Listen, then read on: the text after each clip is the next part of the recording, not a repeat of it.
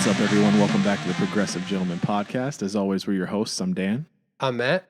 and thanks for taking the time to nerd out about music with us. It's been a while.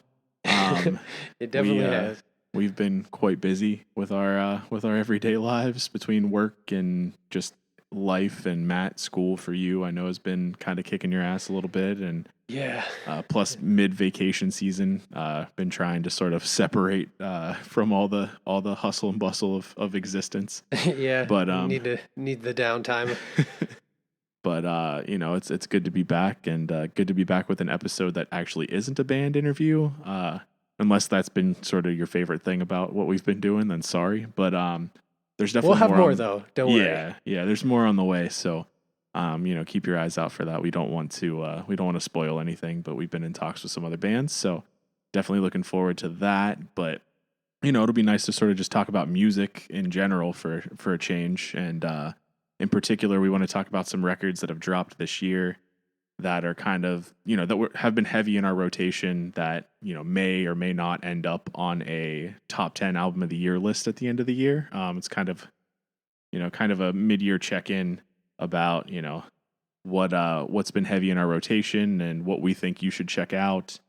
Yeah, kind of our here's our potential contenders for album of the year or top albums of the year, and let you guys know what we're listening to and what you should check out. Yeah, and I know we've not, with how busy our lives have been, we've not there's definitely some records out there that we haven't spent enough time with or haven't really checked out at all. I mean, I know when I started looking what's been released so far, there have been some where I was like, oh God, I need to go check that out. Yeah. And, I did the same thing. I was checking the wikis and stuff of metal albums released this year. And I was like, oh crap, I need to listen to that one and that one. And so now I went from a list of, I think I had 10 going on my file. And then over last night, I'm now up to 32 albums. And that's not including the ones that haven't formally been announced either. Yeah, so because there's a lot sort of on sort of the horizon as well. I mean, Tesseract is teasing a new single and are going to be dropping a record this year. Contortionist has been sitting on an album. Who knows what's going to happen with that, but hopefully we get that at some point. I know Silent Planet's teasing new material. There's a lot coming out from some pretty big names. So I'm curious with that Silent Planet one, what they'll do, since was it Thomas, their bassist, and the clean vocalist is stepping out of the band. Yeah, I'm not sure. I know, and I don't know, but I know they have some material that's already been recorded. Whether or not it's a full album's worth, or if we're going to get just an EP or something of what's recorded before they sort of move on to whatever their next steps are. I don't know exactly what we'll get. I know when I saw them a few months ago with The Plot and You, in a Void in Cane Hill, I think opened.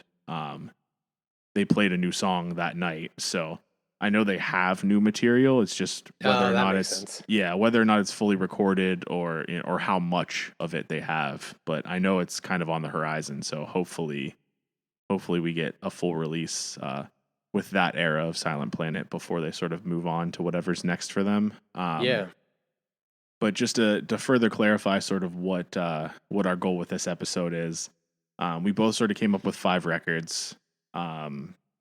And there was some crossover, so we have a total of 7 records. These records may or may not be on our list at the end of the year, but these are sort of the records that we've been listening to the most, so sort of have kind of the most to say about, and are contenders. We wouldn't talk about a record if we didn't think that there was a chance that it would be there at the end of the year. So without further ado, I think we want to start out with the first record, which is The Ocean, or The Ocean Collective, depending on what they're going by that day. Yeah, they do flip-flop in the handles and the way people refer to them. Right. And they released a record called Halocene, which is the last record, I believe, in their Jurassic sort of theme. I don't know exactly what, but if you listen to them, they sort of have records based on different periods of Jurassic times or whatever. And this is the last in that series. And I think it's probably the most controversial because it's very much like diving headfirst into that like electronic sound. Which is strange that I want to talk about this record because I usually hate that. Yeah, we're flip-flop this time. Yeah, but for some reason it just clicked with me. And again, it has sort of like a Tool sound at times. Which again, I'm not a huge Tool fan either, so it's kind of strange, but like it's less in that industrial sound that you see a lot of these metalcore bands sort of adapting, like Northlane. That's one of the main reasons I'm not a big fan of their more recent work. It doesn't super jump into that industrial sound. It's more like, ambient synths and stuff like that. It's very, it creates this ambient soundscape that I kind of actually really dig while still remaining heavy, just kind of in a different way. Like the opening song could be a Toll song, like that pre-Boreal track. Yeah. But then there's another track called like Subboreal that very much has like a good mix and like kicks into like some real heavy riffage at the end and heavy vocals, sort of what you come to expect from them. Yeah, that actually like because I listened to this album like a while ago and like I think I really wasn't like fully invested in like listening when I was going through it, and I just kind of was one of those ones that I like listened to it and was like, yeah, all right, and then like set it and forget it kind of deal. But then you had me listen to Subboreal shortly before the podcast again. I was like, oh man, I really like this. I need to go back and listen to it again. So it didn't make my top 5, but after you telling me to listen to that track, that definitely vibe with me. So, that might shoot up my list more when I give it another go.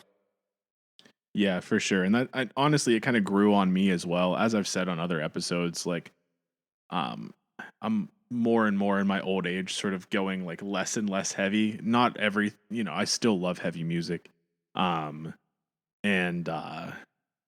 And still vibe with it a lot, and heavy albums have made my top 10 still. It's not like I don't listen to it at all. It's just I feel like I'm more accepting of less heavy music than maybe I once was when I was in my like metal elitism sort of like era, so to speak.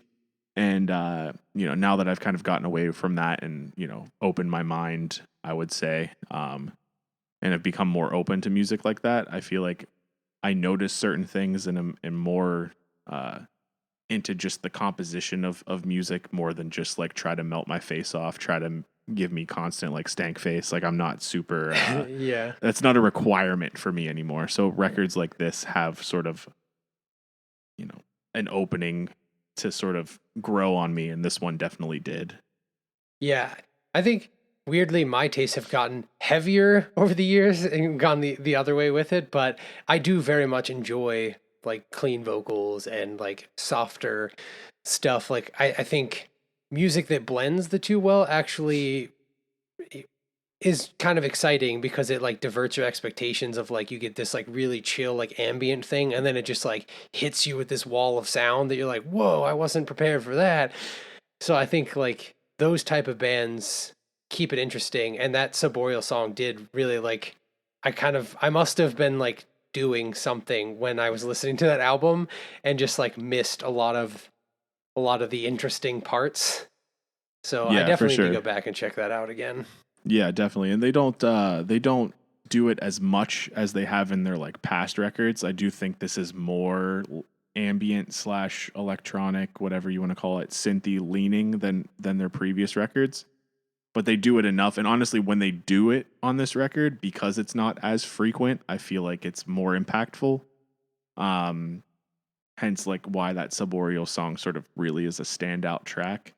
But overall, the record's great, especially if you're more into like that Tool prog sort of post ambient rock sound.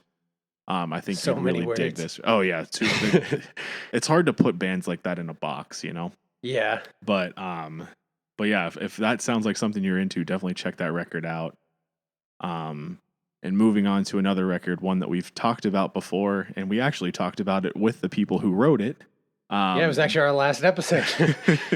Yeah, so if you listen to our most recent episode, we interviewed a band called Divinex. They just dropped a record called Dreamscapes, and it is fantastic. It is kind of if you've listened to their first record, their first full length, it's very much like a continuation of that. Like the instrumentation's on point, just the songwriting is on point. It's just sort of a technical masterpiece. I mean, it's very much a continuation of Create Effect Repeat, and but they still drop a couple things in there that you don't expect. And in particular for me, the track Alika, which again I talked about this, but I don't know if we went because we talked about it with them, but I don't think we talked about it on the interview because they were kind of keeping it a secret that there are Yeah. vocals. Yeah, because it hadn't released at the time, so we like subtly hinted at it, but it didn't actually explicitly say. But yeah, the vocals in Alika. Yeah, so vocals come out of nowhere in a song where it's just, it takes you on a journey. It's almost a 12-minute long song. And it's, more than halfway I think into the song that the vocals just kind of drop in, and you don't expect it, and then when it happens you're like, "Oh shit, this is like next level." Yeah, But that album is so good. It's honestly like I mean I like instrumental metal, like intervals and Pliny and stuff. But I feel like there are a lot of especially in like the prog gent space, there are a lot of like instrumental gent bands and prog prog metal bands. And I feel like some of them can just be like a dime a dozen, kind of can be sort of like stale, bland. But I don't Divinex, like they do such a good job of making the music so interesting and so different that like it's just like a refreshing you know, from the instrumental prog space, I think. yeah, and I feel like a lot of instrumental bands just kind of write songs just to shred. Like, let's just see how much we can Yeah. shred on a song. Where I feel like Divinex sort of writes with a purpose. Like they intentionally write their songs to flow in a way that that keeps you captivated. And I think and in the interview with them, they said they sort of take a page out of like Between the Buried and Me's book, where it's like, everything flows together and then end on a banger. And I feel like they do that on this record as well. Yeah. And yeah, I mean, everything about this record is exactly kind of what I expected out of this record. Just being a fan of them before this dropped and of their first record. And I mean, in 2017, I had it like, I think, second on my album of the year list. So I'm not surprised that we're talking about this record now. I'm excited to see kind of where this ends up with how many great records are dropping this year or have already dropped. But Yeah. Expectations were high, and I feel like they definitely like met expectations or maybe exceeded expectations with some of the surprising stuff that they drop on this record. Yeah, I think that's the thing is like when you set a bar high and then they end up meeting or exceeding it, then it's like, all right, this belongs here.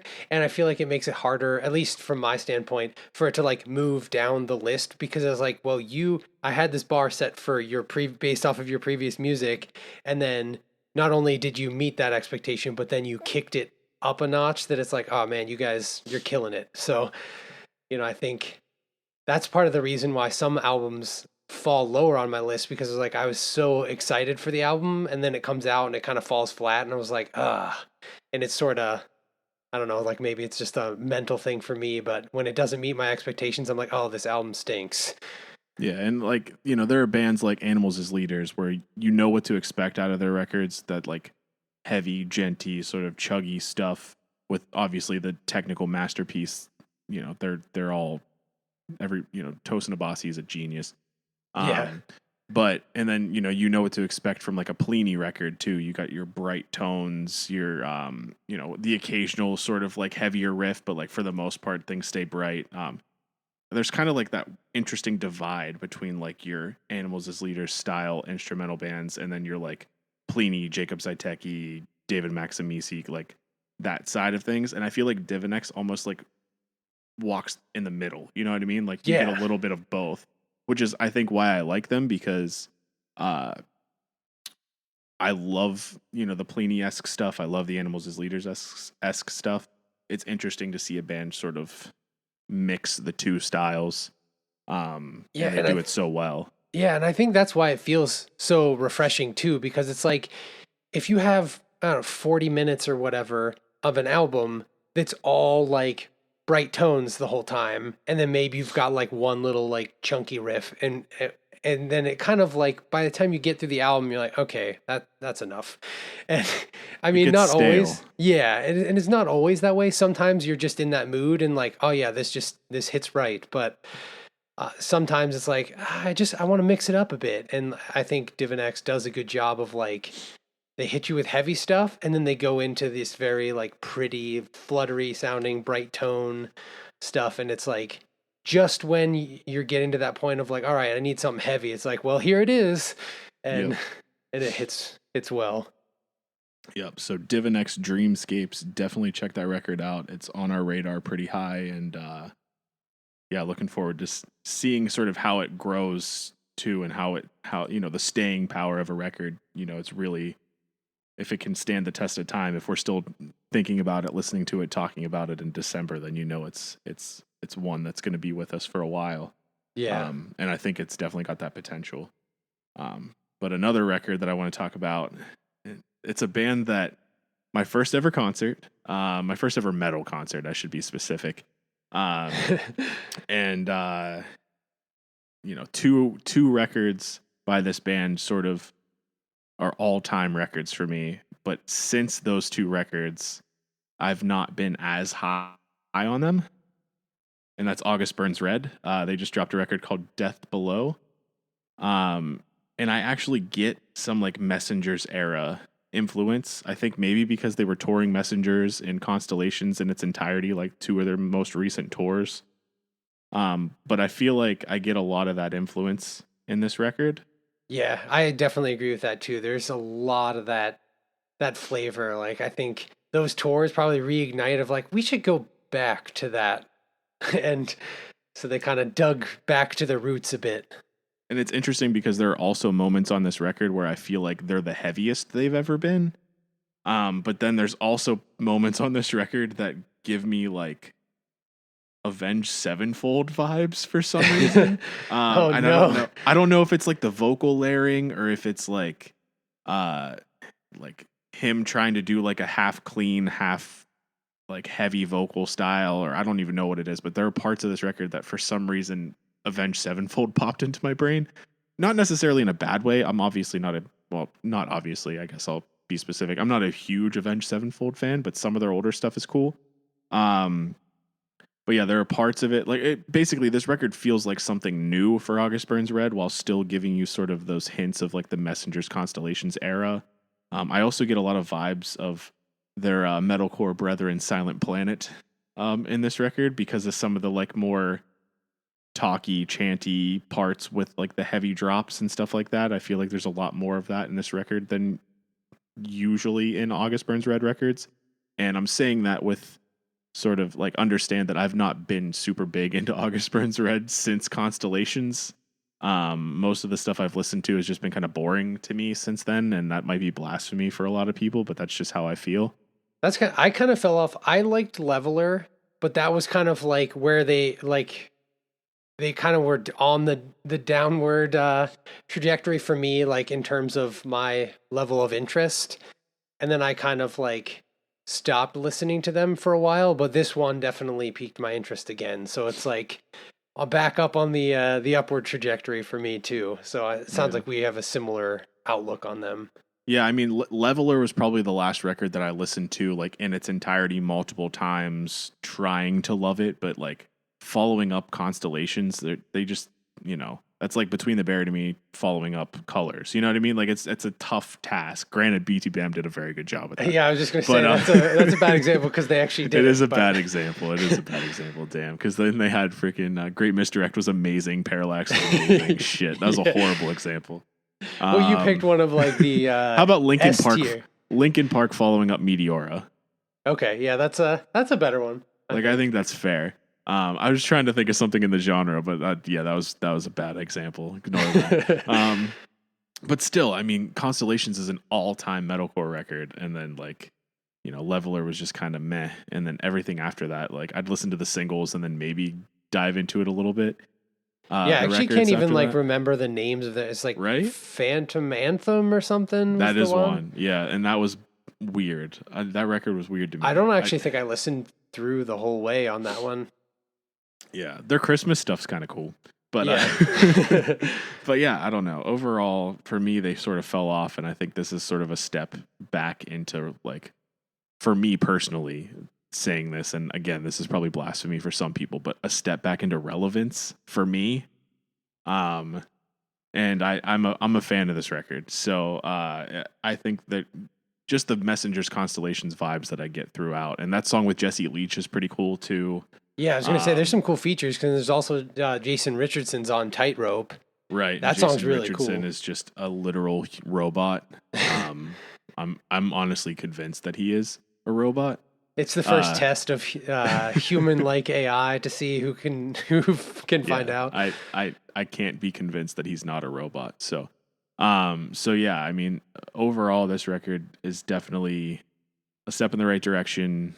Again, this is all opinion, but a step in the right direction for this band to kind of come back into relevance for me personally. Yeah, the one thing for me is some of the like vocal call outs in here are like in this album are kind of weird. Like it almost feels like a pop punk show that they're like do some weird like vocal call out before a breakdown, and it's just like it just feels weird. Like the one was like if it was a tsunami, it would be like 1,000 foot tall or whatever. It's like, I don't know, some of the like things that they do just to like rhyme and make it flow seem weird. So it's like from the lyrical standpoint, some of it is kind of like, huh, that could have been better. But like, I think overall the song structure is cool and the instrumentation is interesting and like the flow of the songs are really good. There's just like a couple of those songs where like, really? That's the lyrics? I mean, hey, they used to write just full on about Jesus. So, I mean, it's different now. And whether or not some people, oh, this is better or worse or whatever. I mean, a lot of their lyrics back in the day too were a little, depending on how you feel about that kind of stuff, a little questionable, but yeah, no, I agree. Overall, I think, from an instrumentation standpoint, like I said in the beginning too, like I feel like a lot of their stuff has gotten like almost heavier than they've ever been. But then, like I said, they do some weird stuff too that, but overall, step in the right direction. I'm a fan. Yeah, I definitely agree. It was like that one thing, like the one demark for me on the album is like some of the vocal call outs are like a little weird, sort of like cringy at times. But I think overall, like the lyrics are good and like the meanings too behind the song are good. It's just like that call out is like, that feels weird. Yeah, no, I can agree with that for sure.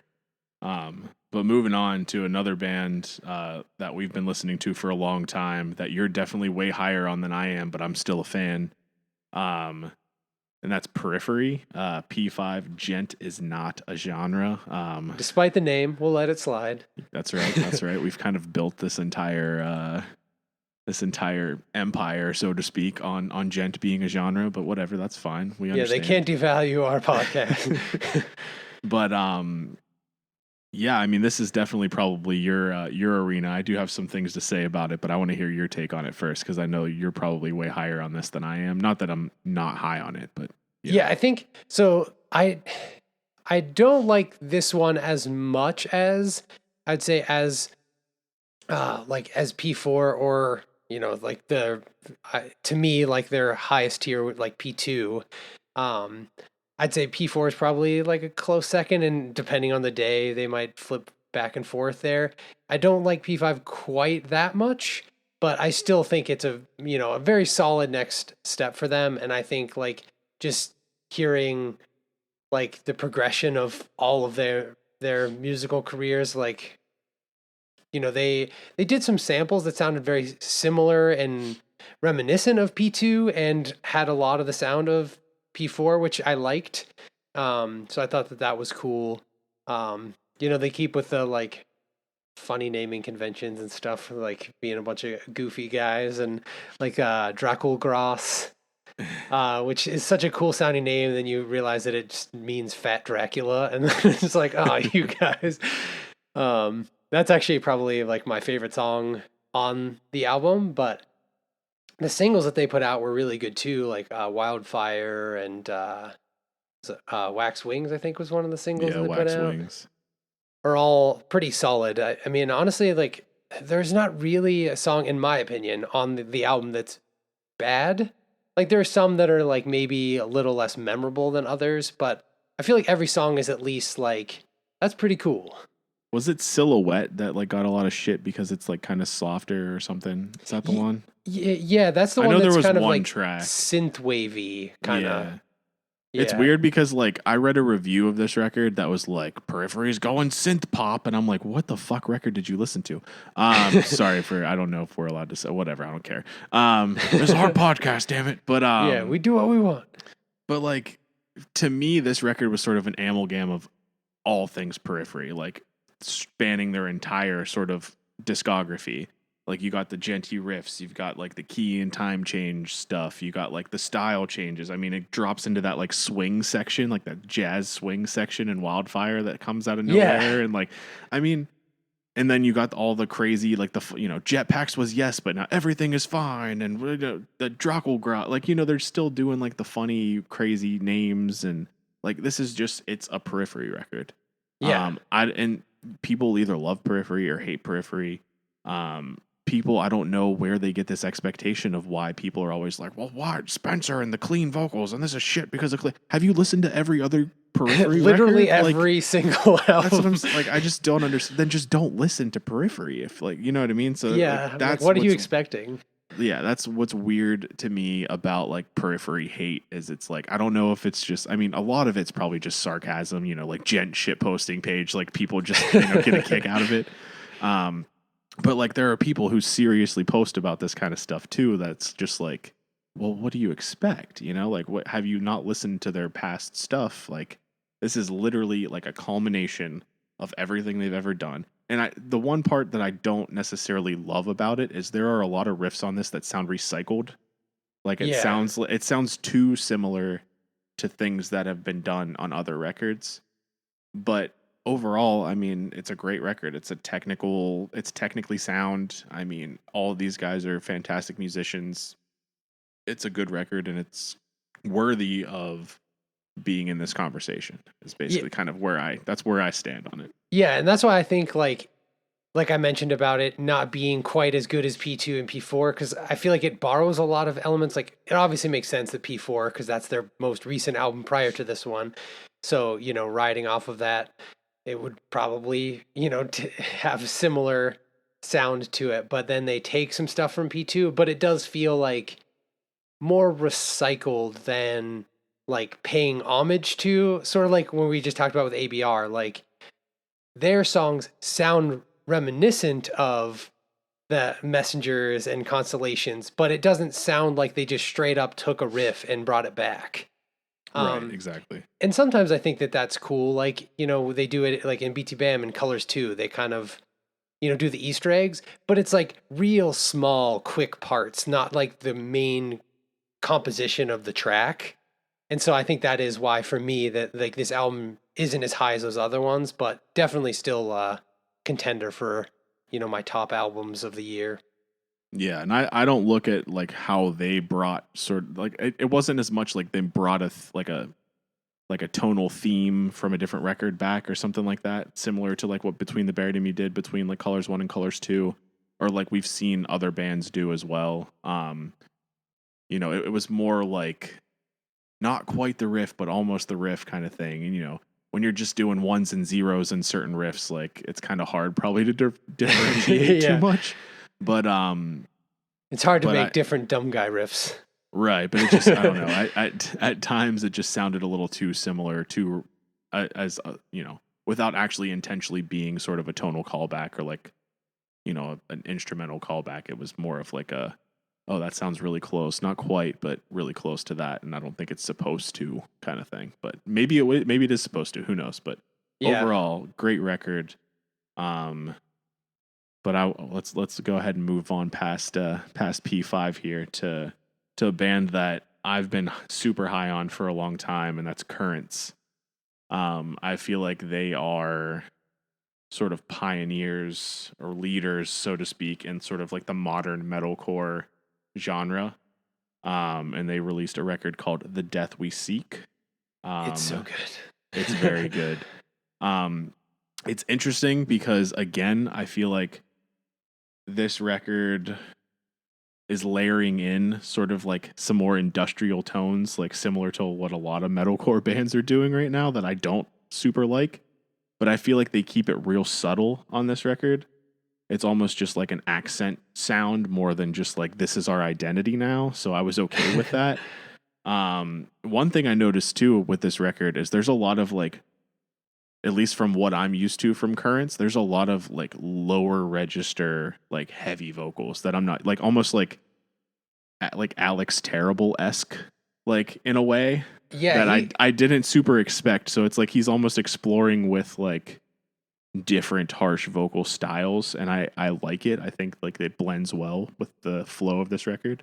yeah, he definitely seems like he goes into that more like low, like guttural, like Almost layered, but like not like, you know, every time you hear Alex Terrible do that like low guttural vocal, it's like, are there more than one of him? Like, yeah.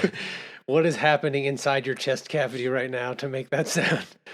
Right. And I also feel like, and this is like a weird statement, but I'm going to say it anyways. I also feel like lyrically, they like write their lyrics like to speak specifically to like elder emos. Like, I don't know, like they talk a lot about like, I don't know, like struggles and loss and shit like that. And there's other bands that do that same thing too in this genre. I feel like Era is very much in that realm.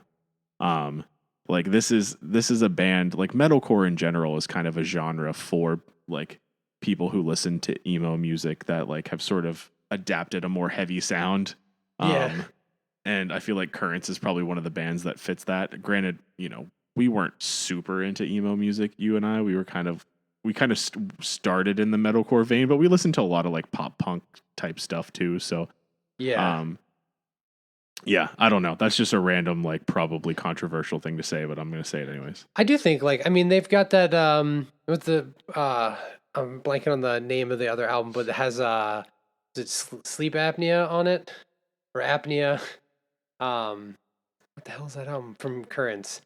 But it's like it seems like all their albums kind of deal with like struggles and like mental health and things, which is like are common topics in like the emo scene. So I feel like that's a fair comparison. And like I wouldn't put them in like the screamo camp.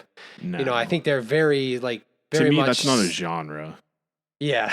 I mean it's kind of like a subgenre, I would say. Like to me you're either like metalcore or you're emo.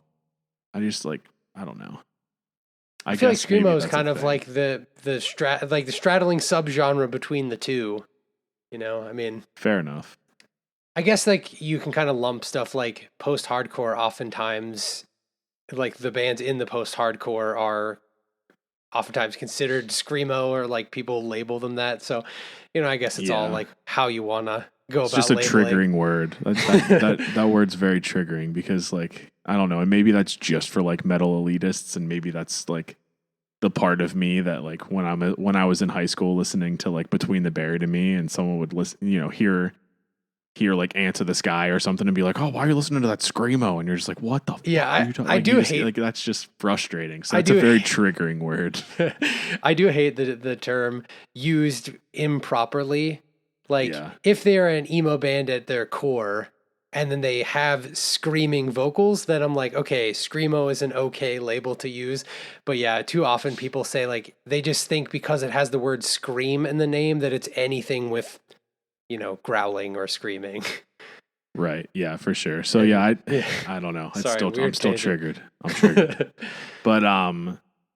But yeah, this record for me was like a continuation from like The Way It Ends back in 2020. That was a top 2 album that year for me. I don't remember if I had that 1 or 2. It was either that was 1 and then Grey View from Invent Animate was 2 or vice versa.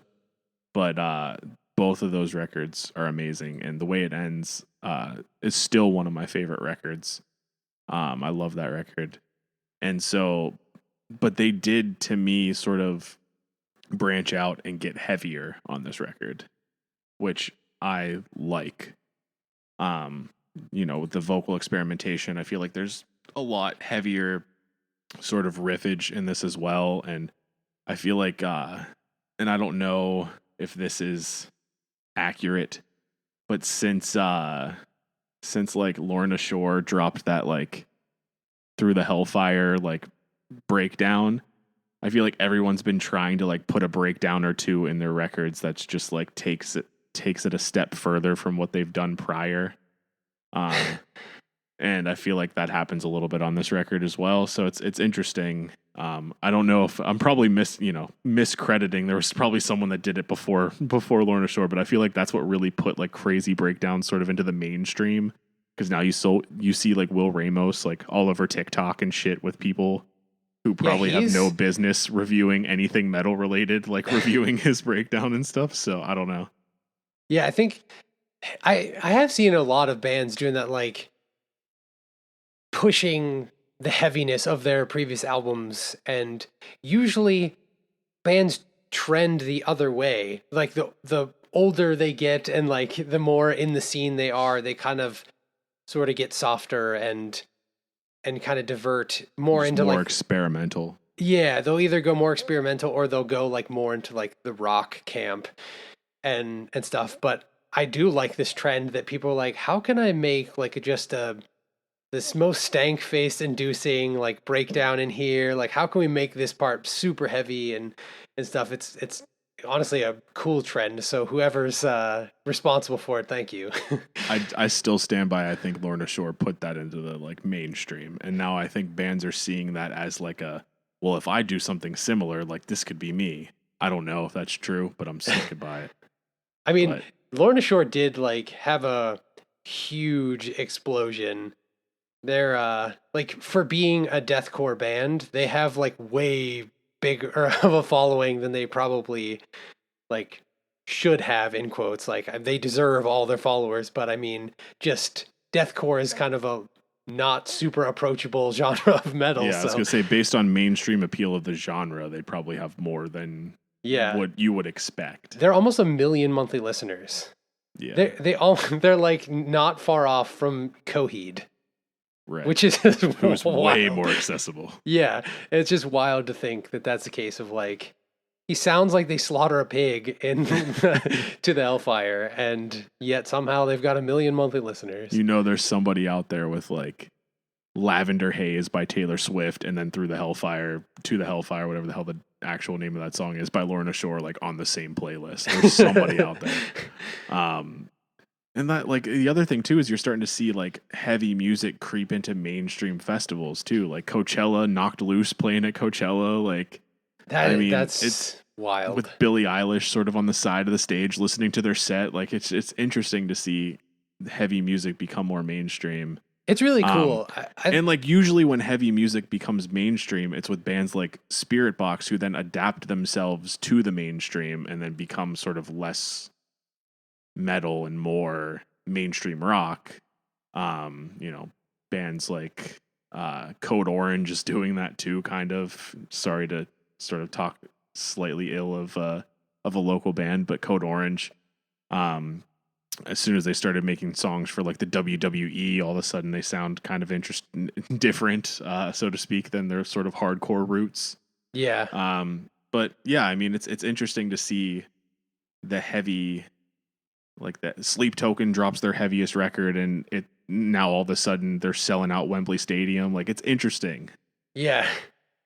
To see the trend, and maybe that's going to be good for our genres. Yeah, I know there's some people that are like not happy about it, and it's kind of like that sort of like, I feel like gatekeepy in a way that's like, oh no, you're getting your pop in my metal and stuff, but I think like it getting a broader appeal means that like there are more people that will want to pursue the music because there's actually like a shot at, making it making it a living.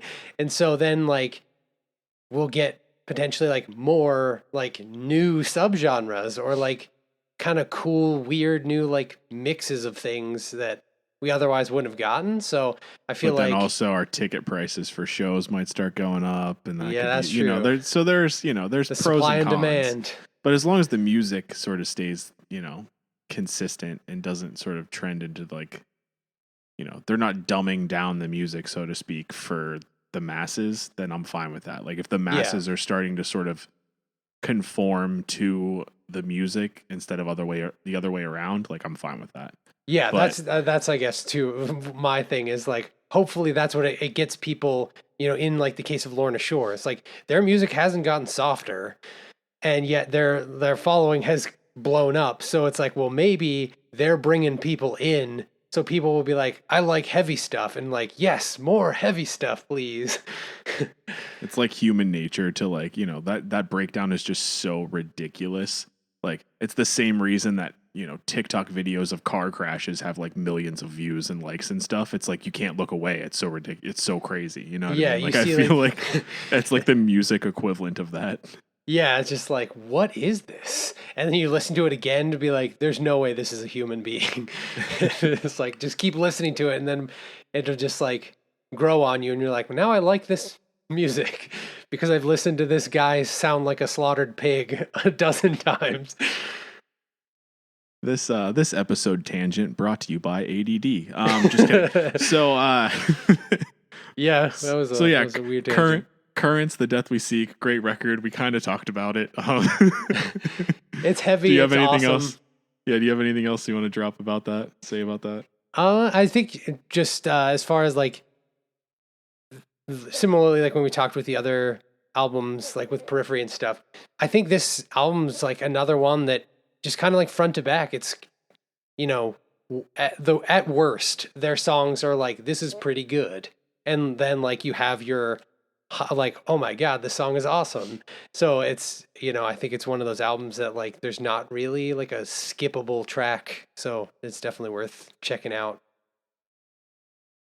Moving on to a band that is in a similar vein. Yeah, very much so. It also seems to be in like a similar album release cadence because I feel like every time I'm talking about one of these bands, I'm talking about the other one. Yeah, maybe they write together. They might. And that's Invent Animate. They dropped a record called Heavener, and for me, it's like a continuation of Greyview. That was, again, I don't remember if it was like number 1 or number 2 back in 2020 for me, but it was either number 1 or number 2. That album is amazing. It's got like sort of the relatable lyrics again, talking about loss, talking about, like they're very similar, like writing styles, both lyrically and instrumentally to like Currents, and Era. This record, there's a breakdown. Oh, what is the song name? Again, like we went on that tangent. Like there's a breakdown in this record that like made me feel like, okay, they're doing the same thing. They're trying to sort of like appeal to the masses. I forget what the hell song it was called. I have it written down somewhere. Shade Astray. That's what it is. Oh yeah, that Shade song's Astray. really good. So like, I don't know. There's moments in this record where you're just like, wow, that's way heavier than they usually are.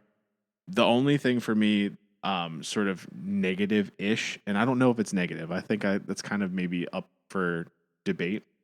Is they don't do a whole lot different on this. Like they don't do a whole lot of things different on this record than they do on Greyview. Granted, Greyview again was like a top 2 record when it dropped in 2020. But it's like, is that going to get stale? You know what I mean? If you don't change it up enough, there's two schools of thought, I guess, right? If I'm staying the same, if it's not broken, don't fix it, right? There's that mentality. But then there's also like how I feel about Animals as leaders, where yes, they're masterclass musicians, but there's not like a whole lot of differentiation in their sound for me. So it's like, yes, this is an amazing record. This is an Animals as leaders record. I love it. Am I going to listen to it a lot? Because how different is it really than their previous releases? I don't fully feel that way about this record. Like I do think it has a lot of replay value. I think it's just as good, if not better than Greyview. So it's going to likely be in my top 5 at the end of the year. But if they release another record that's kind of in the same vein, like how many records can they release like this without evolving in some way? Yeah. before they start falling off for me. That's kind of my concern. And Yeah, I'm curious how you feel about that. No, I kind of agree with that, that it does feel very similar to Greyview. I think I like this one better than Greyview. So I think for me it's like this feels sort of like the apex of this sound. Then it's like their next album should differ in some way to make it so that they're like kind of choose a branching path there rather than like ride the wave and be like, all right, well, next album's going to be very similar too. So, kind of start the like downward trajectory of uh like excitement for their albums. But I do think it is very similar, and they don't do a ton of different stuff. Um but overall, I do really like the album, though. So, like, not to knock it too much about it being samey because it's good, but I definitely can see that concern. They do have a very distinct sound too. Like we sort of compare them to Currents and Era, but they do like have that, that like blend of sort of like genty, chuggy, riffs mixed with sort of those like dissonant riffs mixed in. Like they do, like when you hear a song by them, you kind of know, okay, that's who that is. But so does Animals as Leaders. You know what I mean? So it's like, yeah, again, we're back to the same sort of like, okay, they're doing their own thing, but they're not changing a whole lot. I do think some of the breakdowns and stuff like that are heavier on this record than past records. So that maybe is like a slight change, and maybe that's why I like this record a little bit more than I liked Greyview. Again, amazing records, both of them. It's just how long can you sustain that before it gets stale? Yeah. Yeah, no, I definitely I mean I kind of feel that way with all bands when they release something that I really enjoy. It like sort of makes me like in the back of my mind like nervous about the next album of like where is this going to take them? What are they going to do next? Are they going to like, copy paste and try and replicate the same thing like, catch lightning in a bottle twice, or are they going to like differentiate so they can like then maybe have even more success on the next album being like, now we've got two different fan bases that we've congealed together because we changed our sound so much. But then you also run the kind of issue there that you can run into is then you like bring in a fan base that then like the previous fan base is like, oh no, what have you done? So, I feel like as an artist, it's hard to like please everybody. Oh yeah, no, for sure. And that's, it's sort of pick your poison, I guess, right? It's like, okay, we wrote this masterpiece, Greyview, in 2020. Do we go in a completely different direction and then have people be like, well, what the hell just happened? Or do we try to like write another record in that same vein that had so much success? Like, I feel like, okay, if I'm in that position, I'm probably choosing the latter, right? I'm probably saying, okay, I'm going to write another record that's, in the same vein as the record that had so much success. And then it's just, okay, so then just make subtle changes, maybe just sort of branch out a little bit, make one song that's like off the wall, like random, or not even, it doesn't have to be off the wall random. But, and again, I'm not telling them what to do either, because this album is amazing. I just hope, and honestly, they could write another record that's in the same vein next year or 2 years or 3 years or whatever their cadence is. And I'll probably be like, hey, this record's just as good as the last one. Are they going to get stale again? You know what I mean? Yeah. This just might be the special sauce for them that they just, rinse and repeat, keep it going. And yeah, I guess if it's every few years, then it's like, you probably would have like this album, their previous release would have been something that like you're now at the point where you only listen to it occasionally. It's not like heavily on your rotation. So when they bring out something that's sounds like it, but is 3 years removed from that previous one, then it's like, oh, this kind of feels fresh because I haven't listened to that last album in a while. Yeah, I would say this record is like just fresh enough that it stands on its own, but like teeters on the edge of that like repetitiveness, not repetitiveness, but sort of, well, yeah, we're just going to say repetitiveness, that like it makes you concerned that if it doesn't like, that maybe the next record won't be different enough to stand on its own kind of thing. Yeah. I don't know. Yeah, it's like right on that cusp of like, and I have seen people comment about like, because I've seen this record particularly blow up on social media and stuff, like all the like metal pages and stuff posting about it. And then I see like a bunch of people commenting or like, oh, this is boring and stuff. So it does seem like, there are people that kind of feel that way, that like it's just the same. If this was like the record that you were discovering in Vent Animate, I feel like this is like a no-brainer, like top 5 album of the year. You know what I mean? Yeah. Oh, absolutely. Yeah. Like, but with sort of Graveview being so high, and a record that I listen to a lot, for me, that's just there's just too much of like there's too much sameness. There's too much like in the same vein for me to be like, this is mind blowing. It's still very good. Again, like I don't want anybody to think that I don't think this record is amazing. It's still probably going to be top 5. But whenever you have a baseline, you've listened to their discography, you've listened to that 2020 record as much as I have, I just feel like, yes, it's just as good, if not a little bit better, but there's just not a whole lot of change there. So it might get stale for somebody who's listened to their entire discography, because if the songs aren't different enough, like there's nothing that stands out, then it's like, well, how much replay value is it there if you've been listening to Graveview for the last 3 years? You know what I mean? Yeah. But moving on to a band that I'm sure everyone will be super shocked that we're about to talk about. And that is the mighty controversial Sleep Token. Yeah. Take Me Back to Eden. You either love this band or you hate this band, apparently, in this genre. And in my opinion, you either love this band or you're in denial.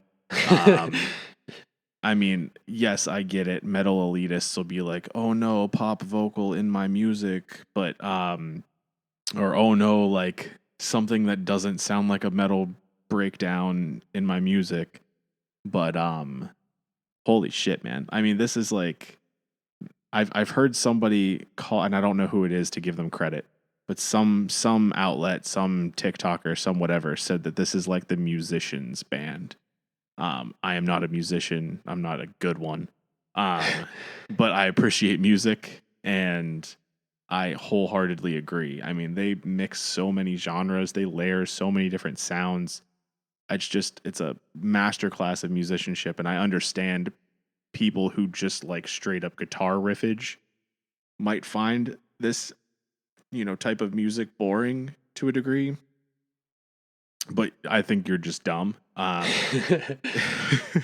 think it's just interesting because they do so many different things with different instruments, different, synth sounds, whatever, all the different layering that like that's meant to replace just the straight up shredding. Yes, if you're looking for just a shreddy record, you're not going to get it here. But the different like just stylistic changes throughout this record, I just feel like there's something for everyone, and that's why they're blowing up like they are. Yeah, I think it's still got your zeros and ones, dumb guy riffs and your breakdowns and like that kind of stuff, which I also love. But it has, it's got like R&B influence, some hip hop stuff. It's got funk. It's just like there's the poppy elements. Like it does mix so much into it that I don't know. And I feel like every instrument gets its like fair share of limelight in this album. Like you have that cool funky bass riff.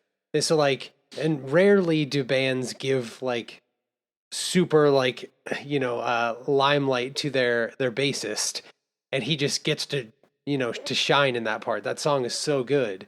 And then like you get the synthy stuff, and then you've got an entire song that it's just Vessel singing. So he gets to like showcase his vocals, and then obviously you get like cool guitar riffage and stuff too, that I think there's like something for a musician of every instrument in their music. In every genre. I mean, like if you're a pop vocalist, I mean, it's for everybody. And that's why it's catching on. And for me, like, I know a lot of people are like, oh, you're just following the trend. Like, I've had Sleep Token songs in my playlist since 2017. Like, I had Thread the Needle and Jaws. Like, those songs were always like sort of outliers to my music taste back then, but like they were just heavy enough. And something else that needs to be mentioned, because I mean I feel like enough people do mention this, but like their drummer is like, oh, he's so good, like masterclass musician, incredible.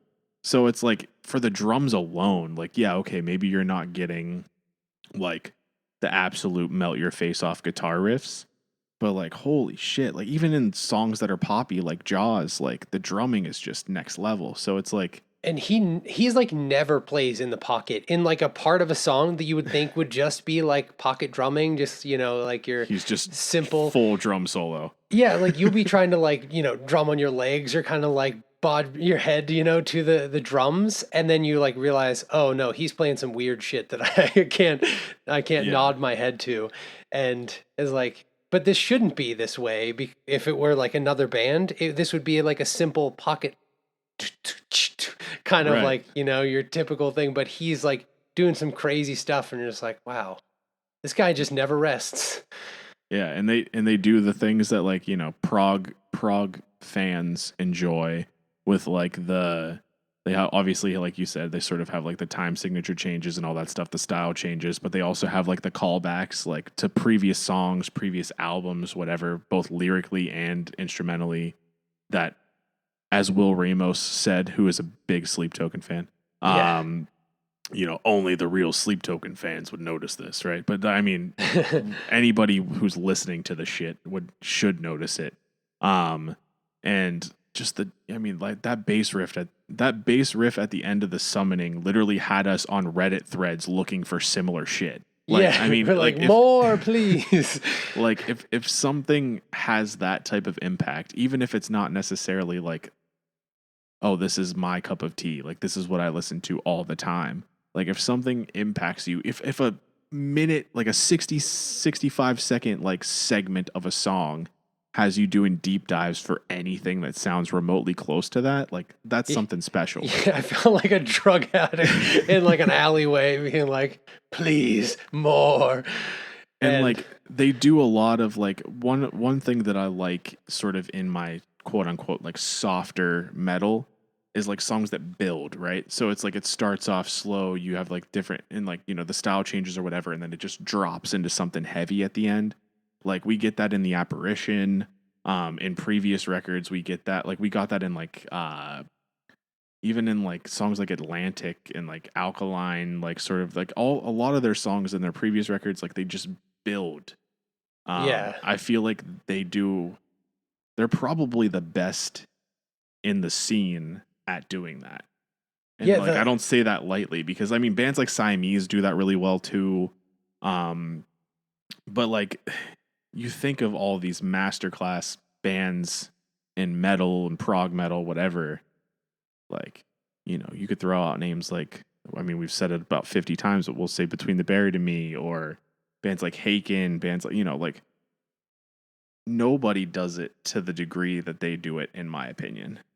Yeah. And I think like they do a good job too of like, they do that building and then like get heavy at the end, but they do it sometimes where they'll throw you off of like, you think it's building to something heavy, but then it doesn't. And it's kind of like, oh, I expected it to do that because that's oftentimes what you guys do, but they throw in some changes just enough that it like kind of keeps you like on your toes and like what's happening. And then like the summoning, it's like it gets heavy and then it kind of stops and then it comes in with the funky riff to like as the outro, and you're like, how you can have like a funky breakdown and have it, in a year where we have all of these bands striving to like make the heaviest possible breakdown, like we said earlier. Yeah. And have like a funky breakdown and have it be the most memorable breakdown of the year so far. Like only Sleep Token could do that. Yeah, it is. And I know some people are like, they don't like the whole like shtick of like the masks and like not knowing who they are, and they think it's like cringy and gimmicky and stuff. And like I can understand people not liking that. To me, that's honestly probably my least favorite thing about Sleep Token, if I'm being honest. I'm not big into that whole like anonymity thing, like the Slipknot ripoff type thing. Like I'm not huge into that. I like that they've sort of built like one thing that Slipknot doesn't do, even though they like do the masks and shit, is like the reason why Sleep Token does it is it's built into the lore of sort of what they write about, even. You know what I mean? So like, yeah. So like because of that, I'm okay with it. Like it's you know, it's a it's a theme, right? Like there's sort of everything that they have concept album to the next level, right? Yeah. So, like Coheed and Cambria builds hey, there's my Coheed reference. Coheed and Cambria sort of builds their theme around a fictional story that they sort of have a comic book series as their outlet for that. And, Sleep Token, it's kind of like an entire, like they've sort of adapted it as their own like sort of persona. It's like a stage show almost sort of. Yeah. Yeah, I don't know. To me, it's like because it seems to make like the presentation of like the actual shows more entertaining in that way, that it's like it's different and stuff. So, and for me, I don't view it so much as like Slipknot in that way, but I mean, I definitely see the comparison and like it makes sense to me. I don't, maybe it's just my brain, but I kind of view it almost as more of like an ARG, that it's like, who are these people? And so I'm viewing it on the side of like the whole like internet conspiracy theory things. And I'm just Yeah. like, I love listening to that stuff. Like most of them are stupid and like wildly fake and like people are nuts, but My I like wife thought listening that to them. my wife thought that or thinks that slash thought that Vessel was Chris Daughtry. Yeah. And I was like, there's no way that's bullshit. And I know who Vessel is. Like, I feel like most people who have a web browser know who Vessel is now. But, and I'm not going to say it just, I don't want to spoil it for anybody else.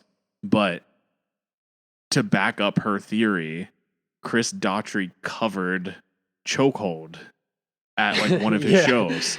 And then it's just like, what the, like even Chris Daughtry, someone who you would never expect to be like, Into Sleep Token. Sleep Token fan, is covering Chokehold at like live in front of probably a room full of boomers. Like it's very interesting. So like just how many people like this band or love this band. Yeah. I mean, it's crazy the reach that they have. I mean, for me, there are some throwaway songs on this record. Like, Do You Wish That You Loved Me? I could do without that song. Yeah. I'm honestly not super big on Aqua Regia either. And like, Are You Really Okay? I could probably do without. But honestly, that's probably it. Like everything else, for a while, I was like, oh, the singles are the highlights and everything else is kind of boring. But like The Apparition grew on me. Rain grew on me. Euclid grew on me. Take Me Back to Eden is probably my favorite song on the record, even though the summoning slaps so hard. Yeah. Both literally and figuratively, because I hear that bass. Yeah. But because bass. But I mean, you get your heavy from like Vor and like honestly parts of Take Me Back to Eden, like the title track. Yeah, that's the other thing. Vor has that very like black metal-y, like layered vocals too. So that's another thing they do too. And like kind of subgenres of metal, they touch different ones in addition to just like completely different genres. They're also digging into different subgenres of metal too. Yeah, so they're literally like they have something for everyone built into one record. Yeah. And bands that do that definitely have mainstream appeal. And when you also factor in sort of the like costumes and the stage show and all that stuff, you're going to pique people's interest because they're going to be like, who is this band in masks that, if they heard a song like Granite or something, who's this band in masks or like The Apparition that sounds like Justin Bieber doing a Breaking Benjamin impression or something, like who is this? And then they become intrigued and then they do a deep dive and then they find songs like Jaws from 7 years ago or however long ago that song came out, and it's like, okay, this band has a little bit of everything, and I can say I like this band, and then I can be a little edgy, and then you got girls on TikTok who reviewed Taylor Swift's new record and then right after that are like doing makeup tutorials to Chokehold. You know what I mean? Like it's interesting to see the reach that they have. Yeah, I feel like, and I know your thoughts on this one, but I feel like bands like Poppy and stuff are other bands that they've like brought that appeal of like bridging that gap sort of like making people like, well, while she's mostly poppy, in, pun intended. To me, she's just ripping off like Japanese culture. Like I don't like her at all for that reason. Like I don't like that type of shit. But I see what you're saying. Like they're doing bands that do or artists that do like a mix of like popular music meets metal. Like are Then it, helping like, to bridge that, and which maybe is why Lorna Shore has so many goddamn monthly listeners. yeah, After, you know what I mean? Like yeah, I feel like it's like even like the experience when we went to the Millville Music Festival, like my mom who doesn't like the unclean vocals. shout out Barb. Yeah, and but then, like actually seeing a band live and seeing like the energy and being like, oh, this is more than just screaming. There's actually like something to this. And I feel Yeah. like the bands that do that like poppy, but then we throw in some metal, then it like brings those people that otherwise would have been like, oh, metal's just screamy, angry music. But then their favorite artist does something very metal like, and they're like, oh, that's actually kind of cool. And even if it's just because it's the artist that they like worshipped and that did it, it's like, well, it brought you here. I don't really care how it got you here, but now you're in our world now. Yeah, and I mean, you see more and more like mainstream artists toying with like heavier versions of their songs too. Like I know like Childish Gambino, for example, was on uh like Jimmy Fallon or something like that and did like had like guitars and drums and like almost a heavy sort of rendition of, I don't even remember what song it was. But that's cool. But like people loved that, and then like Doja Cat did that whole like ripped off that Plini riff or whatever. Like her, like whoever made like I don't remember what song that was either because I don't super listen to like that type of music. But you see these artists sort of dabbling into like heavier sounds. It's almost like this sort of merger of like popular meets. The stigma of like heavy music is sort of starting to fade away. People don't associate heavy music as much with just like, although granted Sleep Token's masks kind of like, you would think that it would go against this, but they don't sort of associate it with like Satan anymore, right? Like it's not really super. It is honestly weird that Sleep Token is the band that is like bringing people in despite the fact that like, and maybe they're just not looking at photos. Maybe they're just like listening to the music because that's just like something. They sure as hell aren't seeing them live because God, you can't get tickets. They sell out in 10 minutes. Yeah. But it is funny that like that is the band that just like, because if you look at them like in their costumes and stuff, like it is probably one of the more frightening, aside from like some of the black metal artists, probably one of the more frightening acts to be like, I like this band, and then be like, oh, what? It's like that meme where it's like a purple house and a black house or whatever, and it's like, which band looks like this but sounds like this? Like that's like the perfect meme for Sleep Token. Yeah, it is. That is the perfect thing. And I mean, hey, but like the reversal usually, right? Because usually that meme's like saying like, oh, they look super like preppy and happy and poppy, but then they sound super heavy. Like Sleep Token's the reversal of that. They look super heavy, but like with the exception of some moments and some songs, they look like the Black House. They look like the one. Exactly. But honestly, we could probably talk about Sleep Token for another hour. Yeah. So we could probably stop there. I think a lot of these records, it's probably pretty obvious which record's going to definitely be there at the end of the year out of this list for us. I mean, we just probably spent most of this talking about Sleep Token here. That record's just all time for me right now, and I believe you as well. Yeah, it's one of the ones that I listen to every week.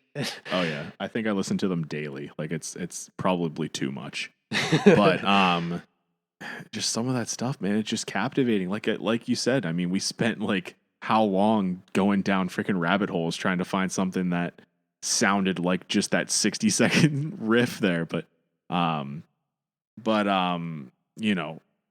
there are other records that I think are going to have staying power as well. Maybe not to that degree. I can't wait to hear this Tesseract record. The single I think drops July 12th, I think is what I've heard. Yeah. I actually just saw it like a few hours ago before we started recording. I saw that they posted that that first single's dropping. Yeah, so I think that'll be a pretty good indicator of how that record I think is going to go.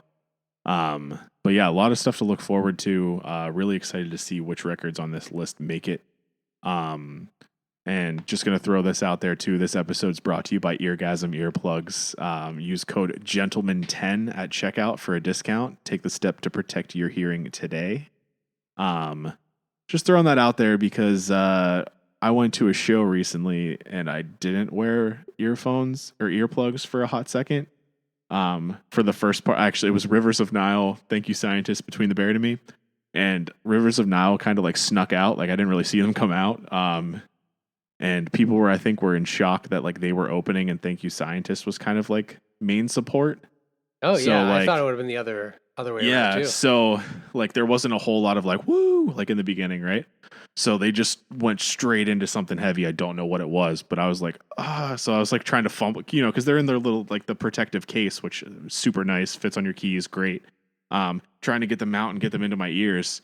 And after their set, went down to the bar, and my ears were ringing a little bit. I was like, wow, I didn't notice how well these work really, because I mean I've just been wearing them religiously. My wife works in ENT, and when I don't wear my earplugs, if I didn't wear my earplugs, I'd probably get my ass kicked.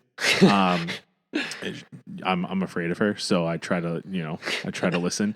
But yeah, I mean, for a while I just was like, oh, I'm just doing this to appease her. But now I'm like, no, I'm doing this so that I can hear when I'm 70. So yeah, it's actually like, it's wild how you don't get that like cotton ball effect in your ears afterwards, but like you still get to enjoy the show. Like you can still hear everything well. Like conversations with people next to you is hard, but I mean, that's just inherently a thing it shows. Like you got to scream to the person next to you if you want to have a conversation. And it honestly feels like you're wearing a set of earplugs, right? Or earphone, like headphones. Yeah. Like to me, that's what it feels like. It's almost like you're dialing in your sound with a pair of headphones, and in the past I've wore those little foam ones that you just shove in your ears and they like sort of irritate your ears and stuff. Like here, it just literally feels like I'm wearing headphones, like with the Eargasm ones. So yeah. And they're that like silicone material. So they don't hurt. They're not like uncomfortable or anything. Right. And stuff. So you kind of like almost forget that they're in until like the band stops playing and then you try to talk and you're like, why is it harder to hear you? And then you're like, oh yeah, I've got these in. Exactly. Anyways, we'll stop this. This isn't, we're not trying to like force anything on anybody. This is all like legitimate. Like I'm actually really happy that I have these. Yeah, they're great. And we're just fortunate that they sponsor us. So definitely go check them out. And if you decide to make a purchase, Gentleman10, DJENTLEMEN 10 at checkout. And we actually have a link on our link tree, which is in our bio on our social media pages. That'll actually apply that for you right off the bat. So you don't even have to worry about remembering that code, but just in case, Gentleman10 at checkout, and keep an eye out for new episodes. We're hoping to be able to record a little bit more. I mean, life is crazy. We do have some interviews scheduled.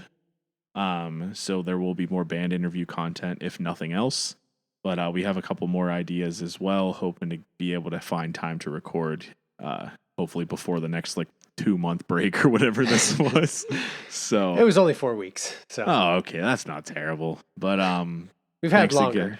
Yeah, absolutely. We really have. So I feel like we started off real hot, and then life happened, right?